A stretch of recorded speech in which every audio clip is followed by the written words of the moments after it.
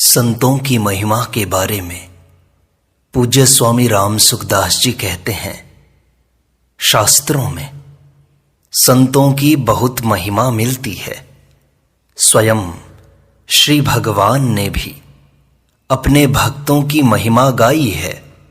संत या भक्त किसी वेशभूषा का नाम नहीं है, अपितु भीतर के भाव का नाम है। इस प्रकार का भाव रखने वाले ब्राह्मण, क्षत्रिय, वैश्य, शूद्र, अंत्यज, माता बहन कोई भी हो सकते हैं। संत कहते ही हमारी दृष्टि साधु आश्रम पर जाती है, क्योंकि साधु आश्रम में बड़े बड़े तत्वज्ञ, संत, महापुरुष एवं ज्ञानी हुए हैं, भगवत प्रेमी हुए हैं। परंतु गृहस्थों में भी कम नहीं हुए हैं। बहनों में भी मीराबाई आदि बड़ी बड़ी संत हुई हैं, जिनके स्मरण मात्र से अंतःकरण शुद्ध हो जाता है। गृहस्थों में भी बड़े बड़े और विचित्र भक्त हुए हैं। इतना ही नहीं, साधारण से साधारण, पापी से पापी, दुराचारी से दुराचारी तथा मूर्ख से भी मूर्ख व्यक्ति उस तत्व को जानकर संत महात्मा बन सकता है। देखो, संसार में कोई भी दो व्यक्ति धन, संपत्ति, वैभव आदि में समान नहीं हो सकते, किंतु परमात्म तत्व प्राप्ति में सब समान हो सकते हैं।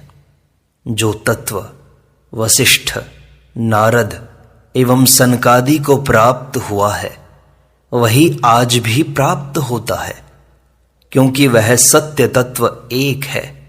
वहां पहुंचने पर सब एक हो जाते हैं। हां, साधन में फर्क हो सकता है। जितने भी साधन भेद होते हैं, वे सब न पहुंचने वाले व्यक्तियों के लिए होते हैं। पहुंचे हुए महात्माओं की वास्तविक स्थिति में फर्क नहीं होता। साधनाओं की भिन्नता के कारण मार्गों की भिन्नता वहां भी रहती है, किंतु लक्ष्य तक पहुंचने पर सब एक ही तत्व को प्राप्त हो जाते हैं। गीता में दो निष्ठाएं बताई हैं, ज्ञान योग और कर्म योग। ज्ञान योगेन सांख्यानाम, कर्म योगेन योगिनाम। श्रीमद् भागवत में मनुष्य के कल्याण के लिए योगास्त्रयो मया प्रोक्ता नृणाम श्रेयो विधिस्तया। ज्ञान योग, भक्ति योग और कर्म योग, ये तीन योग बताए हैं। ऐसे ही द्वैत, अद्वैत, विशिष्टाद्वैत, शुद्धाद्वैत, अद्वैताद्वैत आदि अनेक अवान्तर मार्ग शास्त्रों में बतलाए हैं। ये अनेक भेद साधन की दृष्टि से हैं, पर साध्य तत्व की प्राप्ति होने पर ये भेद नहीं रहते। जो साध्य तत्व तक पहुंच जाए और मार्गों की दृष्टि से भी ठीक ठीक विवेचन कर दें, ऐसे संत बहुत कम मिलते हैं। अब हैं या नहीं यह पता नहीं, भगवान ही जाने। खोज करने और ढूंढने पर भी ऐसे महात्मा बहुत कम देखने में आए हैं, जो वास्तव में पहुंचे हुए हैं और किसी संप्रदाय अथवा मत का कोई आग्रह भी नहीं रखते। सब कुछ जाने हुए, समझे हुए, सुलझे हुए महात्मा संत बहुत ही कम देखने में आए हैं। हम इतिहास, भागवत आदि ग्रंथों को देखते हैं तो उनमें संतों, राजर्षियों, बड़े बड़े त्यागियों, तपस्वियों तथा प्रेमियों का वर्णन मिलता है। उनमें भी ठीक ठीक तत्व तक पहुंचने वाले बहुत कम ही मिलते हैं। फिर आजकल की तो बात ही क्या है। लोग भजन, ध्यान आदि को फालतू समझने लगे हैं। जो वास्तव में मनुष्य जीवन की सफलता है, उस तत्व प्राप्ति को समझते नहीं। इतना ही नहीं, समझना चाहते भी नहीं, इसकी उपेक्षा करते हैं। वे कहते हैं काम और भोग के सिवाय कुछ है ही नहीं, खाना, कमाना और भोगना, बस इतना ही सब कुछ है। उनके मत में और कुछ है ही नहीं, वे इसी में उलझे रहते हैं। अब उनसे क्या कहा जाए? सज्जनों, वे तो पशुओं से भी नीचे हैं। सज्जनों, थोड़ा ध्यान दें। संतों को पहचानने में वे ही समर्थ हैं जो सच्चे हृदय से इस अध्यात्म मार्ग पर चलते हैं। केवल अंधी दौड़ में नहीं दौड़ते, अपितु विवेक पूर्वक खूब गहरे उतरकर इन पारमार्थिक विषयों को अच्छी प्रकार समझते भी हैं। इससे भी आगे समझी हुई बातों को आचरण में लाते हैं। वे संतों को कुछ कुछ समझ पाते हैं। वे भी इतना ही समझ पाते हैं कि ये संत हमसे श्रेष्ठ हैं, परंतु ये कहाँ तक पहुंच चुके हैं, यह समझने की शक्ति किसी में भी नहीं है। इस बात को या तो वे स्वयं समझते हैं या उनसे भी बढ़कर समझते हैं उनके भगवान। जैसे सूर्य प्रकाशित होता है तो दिन निकल आता है, ऐसे ही संतों का संग करने से हृदय में प्रकाश होता है। मनुष्य को दिखने लगता है कि मुझ में कहां कहां कमी है और इसे कैसे दूर किया जाए, उसके उपाय सूझने लगते हैं। संतों के संसर्ग मात्र से ही, बिना कहे सुने, बिना पूछे भी स्वतः ही अंतःकरण में विलक्षण भाव पैदा होते हैं। एक प्रकार का विलक्षण प्रकाश मिलता है। संत भगवान का हृदय है। जिस प्रकार बूढ़े माँ बाप अपनी छिपी हुई पूंजी अपनी विशेष कृपा पात्र संतान को ही बताते हैं, उसे दे देते हैं, उसी प्रकार भगवान अपने प्यारे संत जो कि उनका हृदय धन है, उनके सामने खोलकर रख देते हैं। जिन पर विशेष कृपा होती है, जैसे संतों के धन भगवान है, ऐसे ही भगवान के धन संत हैं। वे जब कृपा करते हैं तो हमें संतों से मिला देते हैं और कहते हैं कि भाई अब तुम सत्संग करो और लाभ ले लो। अब प्रश्न उठता है कि हम तो संतों को पहचान सकते नहीं, क्या करें? तो आप भगवान से सच्चे हृदय से प्रार्थना करें कि हे नाथ, हमें आपके जो प्यारे भक्त हैं, संत महापुरुष हैं, उनके दर्शन कराइए। ऐसे आप भगवान से कहें अथवा आपके हृदय में उत्कंठा हो जाए तो आपको कोई न कोई संत अवश्य ही मिल जाएंगे। जैसे फल चलकर तोते के पास नहीं जाता, वरन तोता स्वयं फल के पास जाकर उसे चोंच लगाता है, इसी प्रकार सच्चे जिज्ञासुओं को संत महात्मा ढूंढते फिरते हैं। यद्यपि मां से अधिक आवश्यकता बालक को होती है, किंतु मां के मन में बालक की जितनी गरज होती है उतनी बालक के मन में मां के लिए नहीं होती। जब दूध की आवश्यकता होती है तभी वह मां को याद करता है, किंतु मां सब समय उसकी याद करती है। बच्चे को भूख लगने पर मां के स्तनों से दूध टपकने लगता है। उसी प्रकार सच्चे जिज्ञासुओं के प्रति संतों का ज्ञान अमृत टपकने लगता है। वे अपने आप को रोक नहीं सकते, बस कोई मिल जाए लेने वाला। किंतु संसार के इन लोगों को इन बातों का क्या पता।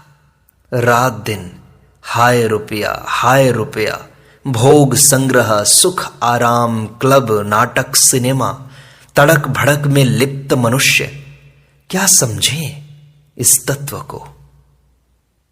संत महात्माओं ने जिस तत्व को बड़ी मेहनत करके त्याग तपस्या से प्राप्त किया है, उसको वे बड़े खुले हृदय से देने के लिए तैयार बैठे हैं। कोई लेता है तो खुश होते हैं, प्रसन्न हो जाते हैं। ठीक उसी प्रकार जिस प्रकार दुकानदार का जितना अधिक माल बिकता है, वह उतना ही अधिक खुश होता है। पर दुकानदार को तो स्वयं को लाभ होता है, पर संत महात्मा संसार का कल्याण करके प्रसन्न होते हैं। बिना कोई स्वार्थ हित करने वाले संसार में दो ही हैं, श्री भगवान और संत महात्मा। भगवान और भगवान के प्यारे भक्त बिना ही कारण के हित करते रहते हैं। जैसे लोभी की धन में और भोगी की भोग में प्रीति होती है, उससे भी विलक्षण प्रीति भगवान को और संतों को प्राणी मात्र के हित में होती है। मेरा भक्तों की संगति में रहने का काम पड़ा है। मेरे मन में बात आई कि इतने ऊंचे महापुरुषों का संग मुझे मिला है, किंतु मैं ऐसे संतों के संग का पात्र नहीं हूं। मैंने एक पहुंचे हुए संत से प्रश्न किया, महाराज, भगवान के घर में अंधेरा है, उनके यहां सावधानी नहीं है, तभी तो हम जैसे लोगों को ऐसे ऐसे ऊंचे दर्जे के संत महात्माओं के दर्शन हुए। हम तो इसके पात्र नहीं हैं, क्योंकि उत्तम वस्तु तो योग्य पात्र को ही मिलनी चाहिए, परंतु हमारे जैसे पात्र को भी ऐसी ऊंचे दर्जे की बातें मिलती हैं। तो यह क्या है? यह कोई हिसाब है? गुस्सा आने पर रावण को परम पद दे दिया और प्रसन्न होने पर विभीषण को राजगद्दी दी। ऐसा पूछने पर मुझे जवाब मिला कि बात ठीक है, कन्या के लिए योग्य वर ही ढूंढना चाहिए, किंतु कन्या बड़ी हो जाए और योग्य वर न मिले तो जैसा वर मिले उसके साथ ही ब्याहना पड़ता है। तो ऐसे तो हम लोग और हमें मिले ऐसी मार्मिक बातें। लोग कहते हैं कि अच्छे पुरुष मिलते नहीं, और मैं कहता हूं कि हम अच्छे पुरुषों के लायक नहीं हैं। आप लोगों से मैं एक बात पूछता हूं, क्या आपको अभी तक अपने से ऊंचे दर्जे का पुरुष मिला ही नहीं? यदि मिला है तो क्या आपने उनसे पूरा लाभ ले लिया? यदि नहीं लिया तो उनसे बड़े पुरुष संत मिलने पर आप उनसे लाभ कैसे ले लेंगे? क्या निहाल हो जाएंगे उनसे मिलकर? अभी जो मिलते हैं उनसे पूरा लाभ ले लो, इस कक्षा में तो उत्तीर्ण हो जाओ, उसके बाद भगवान अपने आप अगली कक्षा में भेज देंगे। बालक जिस श्रेणी में पढ़ता है उससे आगे की श्रेणियां पहले से तैयार रहती हैं। भगवान तो प्रधान अध्यापक हैं। कृष्णम वंदे जगत गुरुम, आपके पास होते ही वे आगे की कक्षा में भेज देंगे, उससे ऊंचे संतों का संग करा देंगे। अब प्रश्न होता है कि उन संतों को हम पहचानेंगे कैसे? संत महात्मा और उनको पहचानने वाले बहुत ही दुर्लभ हैं। आज तो दंभ, पाखंड और बनावटीपन इतना हो गया है कि असली संत महात्मा को पहचानना अत्यंत ही कठिन कार्य हो गया है। पर सच्चे जिज्ञासु को पता लगता है। भगवत कृपा उन पर होती है, तभी उनको पहचाना जा सकता है। अब उनकी पहचान क्या हो? भाई, हम उनकी पहचान नहीं करते, हम तो अपनी पहचान कर सकते हैं। हमने एक कहानी सुनी है। एक नवयुवक राजगद्दी पर बैठा। 5-7 वर्ष राज्य करने के बाद उसने अपने राज्य के बड़े बड़े बूढ़ों को इकट्ठा करके पूछा, आप लोग बताएं कि राज्य हमारा ठीक रहा या हमारे पिताजी का ठीक था, अथवा हमारे दादाजी का ठीक था? किसका राज्य ठीक रहा? आपने हमारी तीनों पीढ़ियों का राज्य देखा है। बेचारे सब चुप रहे। एक बहुत बूढ़ा आदमी खड़ा होकर कहने लगा कि महाराज, हम आपकी प्रजा हैं। आप उम्र में छोटे हैं तो क्या हुआ, आप हमारे मालिक हैं। अब हम आपके बारे में निर्णय कैसे करें कि आप में कौन योग्य है और कौन अयोग्य है, कौन बढ़िया है और कौन घटिया है। यह हमारी क्षमता नहीं है। मेरी बात पूछें तो मैं अपनी बात तो कह सकता हूं, पर आपकी परीक्षा नहीं कर सकता। राजा ने कहा, अच्छा, अपनी बात बताओ तो। वह कहने लगा, जब आपके दादाजी का राज्य था, उस समय मैं जवान था, मैं पढ़ा लिखा था, शरीर में बल भी अच्छा था। मैं एक लाठी पास में रखता था। उस समय यदि 5-10 आदमी एक साथ भी सामना करने के लिए आ जाते तो मैं हार नहीं खाता, बल्कि उन सबको मार दूं, ऐसा मेरा विश्वास था। एक दिन मैं किसी गांव से जा रहा था। रास्ते चलते मेरे कान में किसी स्त्री के रोने की आवाज आई, तो मैंने सोचा चलकर देखें क्या बात है। मैं आवाज की दिशा में गया तो देखा कि एक सुंदर युवती अकेली जंगल में बैठी रो रही है। उसने बहुत कीमती गहने कपड़े पहन रखे थे। मैं अचानक उसके पास पहुंचा तो वह डर गई और एकदम चुप हो गई। मैंने बड़े प्यार से कहा कि बहन, घबराओ मत, बताओ कि तुम क्यों रो रही हो। मेरा ऐसा कहने पर वह आश्वस्त हुई और बोली, मैं पीहर से ससुराल जा रही थी। साथ में 2-4 बैलगाड़ियां और ऊंट थे। रास्ते में डाकू मिल गए तो उनसे मुठभेड़ हो गई। मेरे संबंधी और डाकू आपस में लड़ने लगे। मुझे डर लगा तो भागकर जंगल चली आई और यहां आकर बैठ गई। अब उनका क्या हाल हुआ यह तो भगवान जाने, किंतु मैं किधर जाऊं यह भी मुझे रास्ता मालूम नहीं। मेरा जन्म गांव तो दूर रह गया, लेकिन ससुराल गांव पास ही है, ऐसा अंदाजा मुझे है, लेकिन मैं जानती नहीं क्या करूं। यह सोचकर रोना आ रहा है। इस तरह कहकर उसने मुझे अपने ससुराल का पता बताया। मैं उस गांव को जानता था, इसलिए मैंने उससे कहा, बहन तुम चलो, डरने की कोई बात नहीं है, मैं तुम्हारे साथ हूं। पूछने पर उसने अपने श्वसुर का नाम कागज पर लिखकर बताया। मैं उसके श्वसुर को जानता था, इसलिए उसे उसके ससुराल ले गया। रात हो चुकी थी। सब लोग तरह तरह की चिंता कर रहे थे। वे लोग बहुत दुखी थे, क्योंकि बहू के शरीर पर गहने आदि बहुत थे। बहू को सही सलामत पहुंची देखकर सबके मन में प्रसन्नता छा गई। उस स्त्री ने अपने घर वालों से कहा, इन सज्जन को मैं पिता कहूं या भाई कहूं। इन्होंने मुझे बड़े प्यार से धीरज दिलाया और यहां तक पहुंचाया।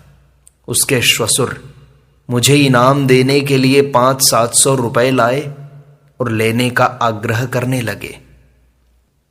मैंने अपना कर्तव्य समझकर यह काम किया था कि कोई दुखी है तो उसका दुख दूर हो जाए, इसलिए मैंने रुपये नहीं लिए। मैंने मन में सोचा कि अपने कर्तव्य पालन की बिक्री नहीं करूंगा।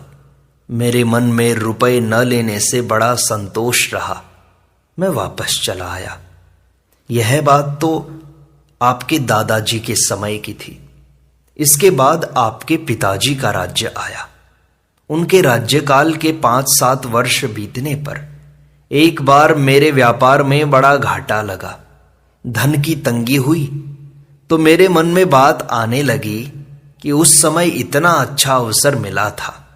10-15 हजार का तो गहना ही था। अकेली स्त्री थी, एक थप्पड़ मारता तो सारा गहना जेवर मिल जाता। आज यह दुख भोगना नहीं पड़ता। उस समय बड़ी भूल हो गई, अब पछताने से क्या हो। जब वे इनाम देने लगे तब भी नहीं लिया। बड़ाई का भूखा आज तंगी भोगता है। इस प्रकार के भाव मन में आए थे। महाराज, आप तो अवस्था में मेरे पोते के समान हैं। आपके सामने कहने में लज्जा आती है। अब तो मन में ऐसे भाव आ रहे हैं। उस समय उस स्त्री को समझा बुझा या धमकाकर अपनी स्त्री बना लेता तो आज वह मेरी सेवा करती और धन भी मिल जाता, परंतु अब तो बात हाथ से निकल गई। पछताने से क्या लाभ। इस तरह महाराज, हम तो अपने मन के विचार बता सकते हैं। आप राजाओं का निर्णय कौन करे। आपका निर्णय करने की ताकत हम में कहां। राजा समझ गया कि बुढ़ा बड़ा बुद्धिमान है। यथा राजा तथा प्रजा, यह बात भी कह दी और हमें रुष्ट भी नहीं किया। इस तरह संतों की पहचान हम नहीं कर सकते कि ये कहां तक पहुंचे हुए हैं, क्योंकि उनके पास जाने से हमारे मन में मच रही हलचल शांत होती हो, बिना पूछे शंकाओं का समाधान होता हो, मन में संतोष होता हो, अपने में दैवी संपदा के गुण आते हों, अर्थात दया, क्षमा, उदारता, त्याग, संतोष, नीति, धर्म आदि की वृद्धि होती हो, दुर्गुण दुराचार दिखने लगें और घटने लगें। जिन महापुरुषों के संग अथवा दर्शनों से ऐसी विलक्षणताएं आती हों तो हम अंदाज लगा सकते हैं, परंतु संतों की पहचान हम क्या कहें। हमको क्या पता कि वे कैसे हैं।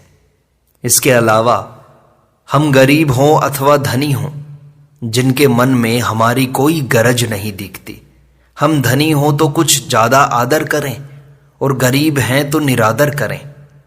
हमसे वे कुछ स्वार्थ सिद्ध करना चाहें, ऐसा हमें कभी लगता ही नहीं। कभी भी हम उनसे ज्ञान योग, भक्ति योग, कर्म योग आदि की बातें पूछते हैं तो वे उनसे भी आगे की बात बता देते हैं। हमारी दृष्टि में सगुण निर्गुण, साकार निराकार के तत्व को जानने वाला उनसे बढ़कर कोई दिखाई नहीं देता। ऐसे महापुरुषों का संग मिल जाए तो अपना दिल खोल कर रखने से बड़ा लाभ होता है। सरल स्वभाव न मन कुटिलाई, रामचरितमानस में कहा है। ऐसे संतों के पास सरल हृदय से जाएं, अपनी विद्वत्ता प्रख्यापित करने के लिए, चतुर कहलाने के लिए प्रश्न न करें, अपने हृदय की गुत्थियां सुलझाने के लिए, अपनी उलझन मिटाने के लिए सरलता से प्रश्न करें तो विशेष लाभ ले सकेंगे। साधन के विषय में जानने के लिए प्रश्न करें कि क्या साधन करें, यहां तक तो पहुंच गए, इसके बाद हमें क्या करना चाहिए।